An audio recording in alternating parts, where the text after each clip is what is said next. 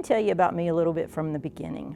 In my beginning, I was born and raised in a very faith-based family in a Christian atmosphere, and was saved at the age of 8. Loved church, loved God, loved being there, in and out every time the every time the doors were opened. And then growing up in that, you feel so secure in that and so loved in that. Then came those crazy teenage years. And in my teenage years, especially my upper teenage years, young adult, I decided, I got this under control. I got my life figured out. I can probably even do better at this, and following my own path than God's. And so I had been in a serious relationship for a period of time, and I decided that it was time for me to become sexually active, even though I had been taught that that wasn't a direction that I should go. So we became sexually active, and that was pretty consistent over a period of time. And then came the heartbreak of his family needing to move about 11 hours away. And in that move, I came to a place of, what do we do in this relationship? And we decided that we would part ways, at least in a way of seeing other people, or however that would work. Well, then in late 1985, he came back down to the Chattanooga area to visit for a little bit. And even though we weren't truly together in a relationship, I thought, I'm okay with this. And I gave of myself again, not knowing that every time I had done that over time, my heart was being torn apart, knowing that it wasn't right for me. But I was just looking for love in all the wrong places, as we do. And so he then went home, and this time I felt so alone and so abandoned and hurt by that then I made the crazy mistake of turning around and having a one-night stand with a guy that I worked out with at the gym. Then after these 2 sexual encounters, I found myself pregnant. So here I sit, I'm single, I feel alone, I still live at home, very faith-based home. How do I go to my parents, who don't even know that I've been sexually active all this time, tell them that, and tell them that I'm also pregnant, but I can't even be sure who the father of my child is.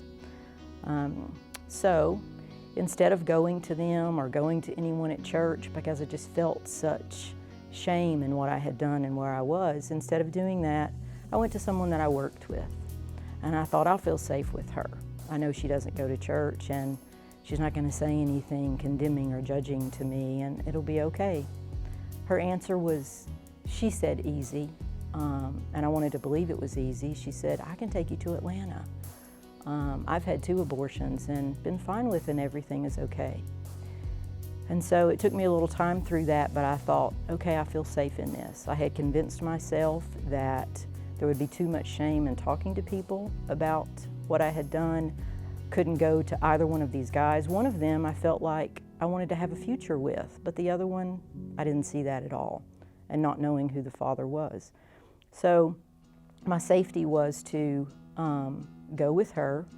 She made it sound easy, and I had convinced myself that I wasn't carrying a child at that point because I was not that far along. So I still remember things from the abortion clinic that day, still remember the women that were there, what happened as I was there, and my surgical abortion, and my heart breaks now thinking of those women and wondering where they are and how they are. But I never knew after my abortion I was going to walk away and be a completely different person. I already felt empty from giving myself sexually the way I had, but now I was completely empty. But instead of recognizing that, I just went numb to it. I stayed busy with work, got really busy at church, because I think that was my way of protecting myself, or if I'm serving God, then everything's okay with this. So I did that. Even working with the kids at the church and feeling good with that. And then the guy that I said that I could have seen a future with, eventually I did tell him about the abortion by phone one day, but I never told him about another man being involved too, because I still didn't feel safe in that. Well, in the end, that was in 1986, March of 1986, when I had my abortion. In 1988, we got married, and thankfully, by the grace of God, we're still married here in 2020. But we got married in 1988, and in 1990, I had a second pregnancy and my firstborn son. And not realizing what I had been going through all this time, covering up my abortion, not wanting to talk about it, not sharing it with anybody other than him at that time. After my son was born, God really began to speak to me. And everybody's like, oh, you've had your son, isn't this amazing? But as I would hold him, I knew God was saying, but you're already a mom. This is not your first. And so I really began, the regret and the guilt and the shame and the sorrow really began to just flow in me. One day I remember being in the car and I was riding down the road and I heard this advertisement. And it said, ending the tragedy of abortion one life at a time. And when I got to my parents' house, they had my son that day. When I got to their house, I had a tiny little Pulsar car, and I fell to my knees in that tiny car, and I have never wept so hard in my entire life. And God speaking to me on that day. And so I got in touch with them, thinking that I was going to be able to work with women and help them understand that abortion is not a choice that they would want to make. God always has other plans, of course.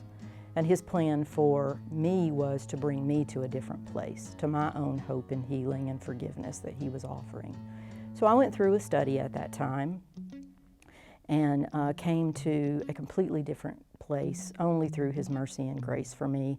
He had been calling me to him all those years, and I just was running away. So then I really felt the call by him, though, to give my testimony in other places and to help other women go through post-abortion support too. But part of that healing was that I had to be open with other people. So he called me to be open with my husband. That took a little time and understanding between each other that I had to admit to him that I couldn't be sure who the father was.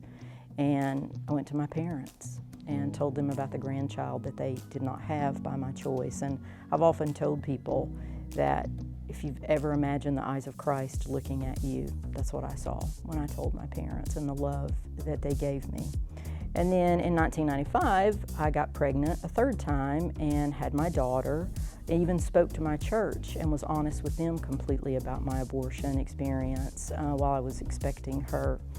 And then it wasn't until years later, I had pulled out of doing the volunteering because working full-time, having 2 children, just life was busy and crazy.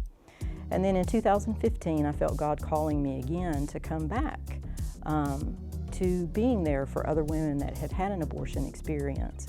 But he had different plans this time too. This time wasn't volunteering.